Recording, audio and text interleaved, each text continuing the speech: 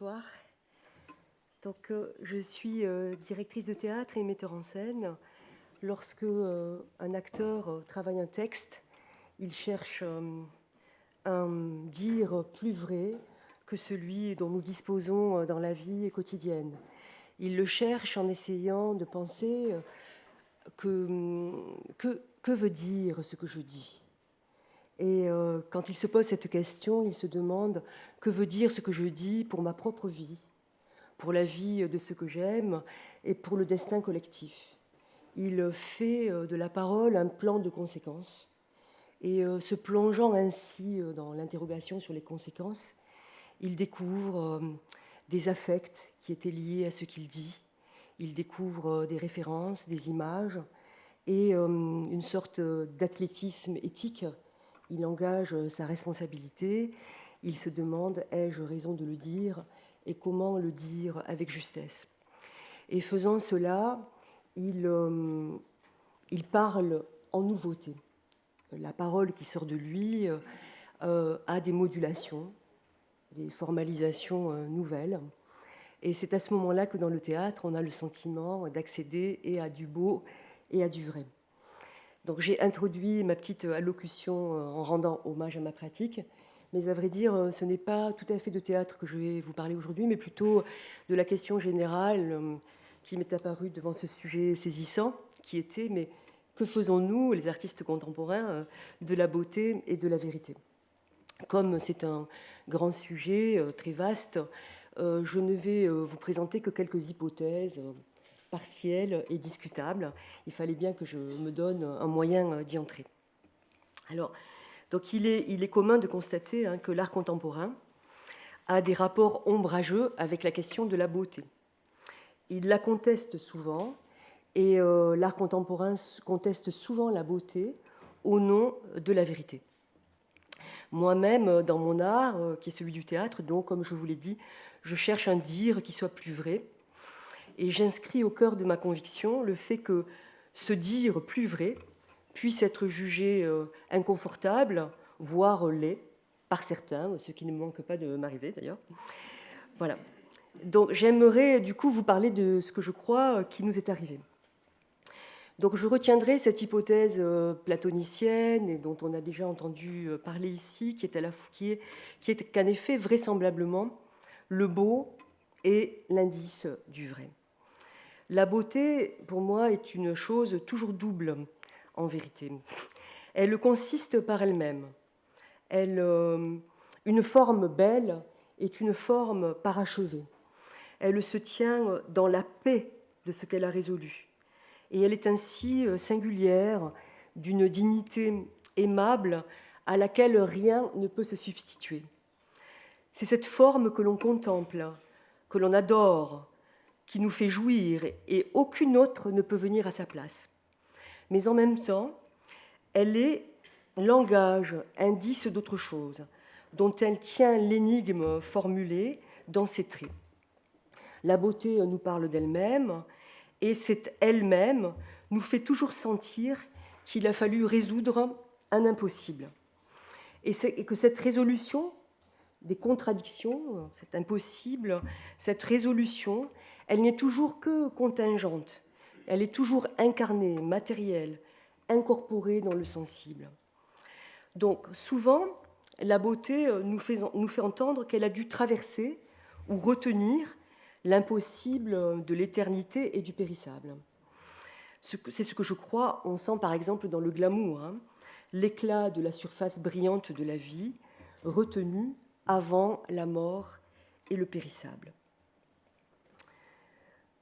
Lacan dit la fonction du beau, le beau étant précisément ce qui nous indique cette place du rapport de l'homme à sa propre mort et qui ne nous l'indique que dans un éblouissement. Je crois que l'art contemporain est celui qui a le plus ouvert ses portes à cet impossible, ce réel, donc dirait Lacan, dont la beauté nous parle en des termes qui à la fois le désignent, plus que jamais, l'éblouissement, et à la fois le reprennent dans une possibilité. Nous ne sommes pas voués à la destruction, à l'impossible, la beauté le reprend dans une possibilité qu'offre l'imaginaire et le symbolique. Donc, pour le dire autrement, la beauté nous parle de ce qui nous défait, mais elle nous en parle, et cela fait rempart à la destruction elle-même. Elle nous le restitue dans notre corps et dans notre esprit, en coordonnées de plaisir. Si l'art contemporain a le plus ouvert ses portes à ce réel, ce qui, de la réalité, est à ce point évacué, susceptible de défaire nos assises, c'est peut-être qu'il disposait d'une autre conception de la vérité. La vérité, il nous est arrivé quand même le XXe siècle, en fait. Et avec lui, donc, beaucoup de désastres et beaucoup aussi de trouvailles. La vérité, au XXe siècle, on le sait, n'était plus une. Elle n'est plus une totalité révélée et pleine. Ce n'est plus la vérité qui a pris une forme rigide d'un savoir qu'on pourrait opposer aux autres, pas plus qu'une vérité qui serait une simple opinion, c'est-à-dire ce dont on peut parler, dans une sorte de détachement subjectif. L'une et l'autre de ces postures produisent en réalité la défaite de l'idée même de vérité, qui n'est ni un savoir ni une opinion. Je crois que l'art contemporain dispose en effet d'une nouvelle conception de la vérité, ou définition de la vérité, qui, comme le dit Lacan, alors vous allez voir que c'est mon guide, qui nous dit « la vérité est finalement et littéralement un trou dans les savoirs ». Donc, la vérité n'est pas une certitude pleine, elle est donc ce qui fait trou dans les savoirs. Elle est plutôt ce qui manque, le manque de ce qui était dit, ou vu, ou pensé, ce qui manquait à être dit, vu ou pensé. Elle est, nous dit Lacan, toujours mi-dite, à moitié dite, mi-dite. Je crois que l'art contemporain fait son sol de cette déclaration, à savoir qu'il y a de la vérité, mais cette vérité n'est jamais qu'une production, n'est jamais qu'un dire, elle n'est jamais que dite, et sans ce dire ou cette production, elle n'existe pas. Mais cette production, le fait que la vérité est toujours l'enjeu de quelque chose qui est produit par l'homme, qui n'existe pas en dehors de cette production est soumise à des limites structurelles. Et c'est cette limite même qui, quand on y aborde enfin, et qu'on sait la mettre en œuvre, sans déni, c'est cette limite qui fait œuvre de vérité. Dans l'art contemporain, nous disposons donc d'une conception de la vérité qui serait un dire qui contient sa propre impossibilité. Je recite Lacan, le rapport de l'homme à son manque à être, l'homme entend que le langage exige de lui de rendre compte de ceci qu'il n'est pas.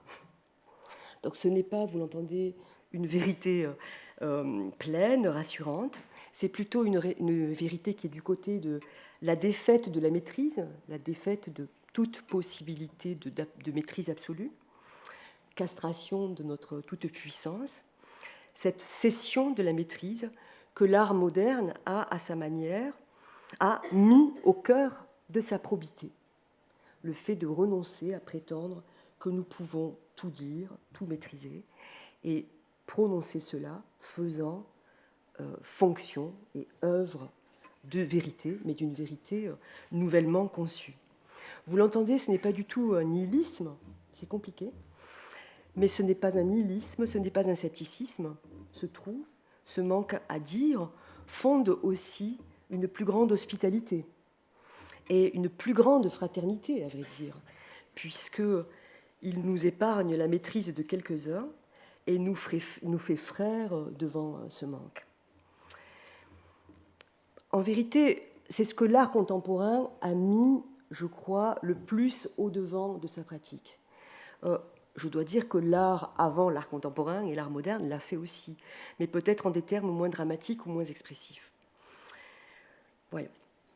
Donc, dans l'éthique de la psychanalyse, Lacan parle de la beauté d'Antigone. Il dit, parlant de la beauté d'Antigone, que la beauté est toujours l'indice que derrière, il y a quelque chose d'autre, une vérité. Il parle, je le cite, « le beau dans son rayonnement éclatant, ce beau dont on a dit qu'il est la splendeur du vrai. C'est très évidemment pour autant que le vrai n'est pas bien joli à voir, qu'il est, sinon la splendeur, tout au moins la couverture.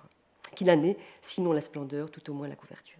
Pardon. C'est très évidemment pour autant que le vrai n'est pas bien joli à voir, qu'il en est, sinon la splendeur, tout au moins la couverture. La beauté d'Antigone, qui éblouit ceux qui l'entendent, le cœur, et est le dernier rempart de feu et de lumière et d'éclat avant le réel, avant quelque chose de terrible, qui est une jouissance au-delà du principe de plaisir. Donc, un rempart, la beauté d'Antigone est un rempart avant la pulsion de mort, avant la vérité, donc, mais qui n'est pas, on le voit, une vérité de certitude radieuse, mais qui est la part de négativité ou de manque, de trou, de dislocation, du mi-dire, ce qui, dans le dire, est la part d'impossible à dire. Pas au sens de seulement « je n'y arrive pas », mais au sens plus radical du manque constitutif, du trou dans le réel lui-même, de cause absente autour de laquelle nous tournons et qu'Antigone essaie de faire advenir comme telle. Ces épousailles avec le délié, l'obscur, toute la tragédie nous parlent du désir qu'a Antigone d'épouser l'obscur. La beauté est donc avant que n'ait lieu la rencontre avec un vrai plus terrible, qui est que nous sommes aussi destruction. Avec Antigone, nous dit Lacan, nous sommes sur la barrière du désir. Et c'est un désir qui peut aller au-delà du bien, au-delà du principe même de plaisir. C'est un désir de mort, c'est la pulsion de mort, c'est le désir d'épouser le rien. Lacan dit, et si le bien constitue le premier réseau d'arrêt de ce désir fou, de ce désir sauvage, le beau va plus près et lui très sérieusement nous arrête. Il nous arrête, mais aussi il nous indique dans quel sens se rencontre, se trouve ce champ de la destruction. Donc, la beauté ainsi conçue comme rempart, c'est cela que l'art contemporain s'est mis à soupçonner. Et moi aussi, à vrai dire, l'art contemporain, à sa manière, a essayé et essaye encore plus de désigner que la beauté est une barrière, et l'art contemporain essaie de désigner que cette barrière a fonction de l'heure. Et parfois, l'art contemporain essaie de passer la barrière. L'art contemporain est à la recherche du réel. Je vais vous en donner une manifestation un peu malséante et grotesque. Je dirais ainsi, si vous aviez par exemple invité Jean-Luc Godard à ma place, par exemple, nul doute qu'il aurait introduit ce réel dans cette conférence même, en ne taisant rien des aspects politiques de son contexte, par exemple, en vous parlant du sort très problématique de la recherche en France et du sort fait aux chercheurs, en ne taisant pas non plus que l'auréat est problématique en soi aussi, où la question de la beauté et du périssable se conjoignent assez bien. Donc l'art contemporain essaie de faire des effets de réel comme cela, quitte à renoncer au bon goût, mais je pense que Godard l'aurait fait avec bien plus de brio. Et il l'aurait fait aussi, comme je le fais, en me servant de lui, parce qu'il y a aussi une déclaration de confiance dans le fait que nous pouvons être tous très intelligents, collectivement, et dépasser les effets de fétiche ou de leurre. Dans l'œuvre contemporaine, donc, il y a à dire ce qui ne saurait être dit. Et pour cela, souvent, l'œuvre contemporaine renonce à la beauté, quand elle est ce qui nous tient devant la chose qu'elle filtre ou qu'elle masque. L'œuvre d'art moderne a fait souvent ce choix de renoncer à la beauté dont elle était capable.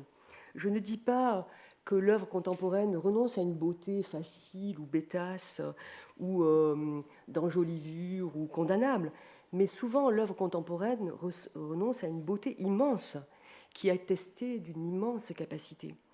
Et pour vous faire comprendre cela, et pour conclure, je vais vous donner l'exemple que j'emprunte à un ami compositeur, François Nicolas, qui est l'exemple de l'opéra de Schoenberg, Moïse et Aaron, dont vous savez qu'il met en jeu un duo entre deux deux figures, Moïse d'un côté, incapable de l'art de la parole, incapable de l'art de la parole qui rassemblerait vers une vérité plus élevée son peuple, et Aaron qui, lui, a la puissance du bel canto et qui sait captiver les foules.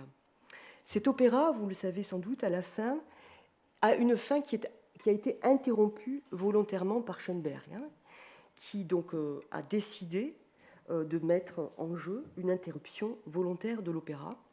Et la dernière phrase de cet opéra, c'est une phrase de Moïse qui est « Ô mot, mot qui me manque ». On pourrait faire l'hypothèse que ce mot qui manque est le mot beauté, justement. La beauté, ce qui manque à Moïse pour rallier son peuple à sa cause, pour le fasciner de sa puissance, c'est peut-être en effet la beauté. Contrairement à Aaron qui, lui, comme je l'ai dit, dispose du bel canto, invite son peuple à bâtir une statue de matières précieuses, etc. Or, chez Schoenberg, le véritable point de victoire musicale se joue là. Si l'œuvre vise l'idée, c'est-à-dire à penser quelque chose, alors, nous dit Schoenberg, vraisemblablement, elle doit se priver de la beauté. Chez Schoenberg, mais comme chez tous les artistes, ce que l'œuvre a à penser, c'est quelque chose qui, dans son ordre propre, penser une vérité de musique pour la musique, ou penser une vérité de théâtre pour le théâtre. Ça, c'est l'art contemporain dont on dit depuis Mallarmé qu'il n'est que plus justement politique qu'à essayer tout d'abord de s'occuper de lui-même et trouver les formules probes de son art de lui-même. Alors, cette vérité de musique, par exemple, chez Schoenberg, ça va être une manière d'évaluer la taille du monde dans lequel la musique se meut, de le parcourir de part en part, non plus dans un fantasme de maîtrise, mais dans la modestie d'un nomadisme émerveillé, de parcourir un monde plus vaste. C'est ce qu'on entend très bien dans les zébrures des violons et des cordes à la fin du deuxième acte de Moïse à Aaron. Donc il y a là la recherche d'une vérité nouvelle, vérité musicale nouvelle, qui, vous le voyez, renonce à la maîtrise absolue et qui propose une modestie et en même temps une souveraineté extraordinaire, une fraternité, une hospitalité nouvelle, un nomadisme musical, plutôt qu'une saisie qui attesterait de la puissance. Il y a donc, je crois que c'est un impératif moderne. Souvent, il y a lieu, dans l'œuvre moderne, de renoncer à la beauté. Pourquoi renoncer à la beauté ? Parce que, nous dit Schoenberg, il faut vouloir le sublime. Alors, vous savez que c'est une des catégories qui a été opposée à la beauté. J'ai encore une minute. Il faut vouloir le sublime. On a souvent donc opposé le sublime à la beauté, et je crois que l'art contemporain se tient souvent du côté du sublime. Le sublime, ce n'est pas l'absolu de la beauté, pas du tout. Le sublime, c'est l'au-delà de la beauté, ce qui l'outrepasse, la diagonalise. C'est dans l'accès à l'excès, le poids qui sera mis sur l'excès, là où la beauté met le poids sur l'accès. C'est ce qui reste excessif au point même où s'ouvre un accès. Donc vous savez que le sublime nous donne le sentiment d'être dépassé par les coordonnées du réel, nous donne donc le sentiment d'être impuissant face à un réel plus vaste, trop vaste, que nous n'arrivons pas à embrasser. Et c'est pourquoi je pense que l'art contemporain a souvent préféré le sublime à la beauté, parce qu'il est trouvé de manière cohérente de quoi rendre justice à ce que l'art contemporain cherchait, à savoir un réel qui nous fasse abandonner l'illusion de notre maîtrise totale, de notre désir de possession, de notre volonté de nous rassurer sur des vérités bien trop pesantes. Je dirais que pour moi, pour conclure, je n'ai pas tellement envie de continuer à opposer sublime et beauté. Je dirais que cette beauté que nous cherchons, qui essaie d'être probe, qui essaie de prononcer quelque chose quant à son impuissance aussi, je dirais qu'elle inaugure une nouvelle beauté, selon moi, une beauté dont le maître mot serait hospitalité et égalité, conscience du manque et du désir à maintenir comme tel, et qui nous fait en effet tous invités à la table d'un festin aimable. Voilà. Merci.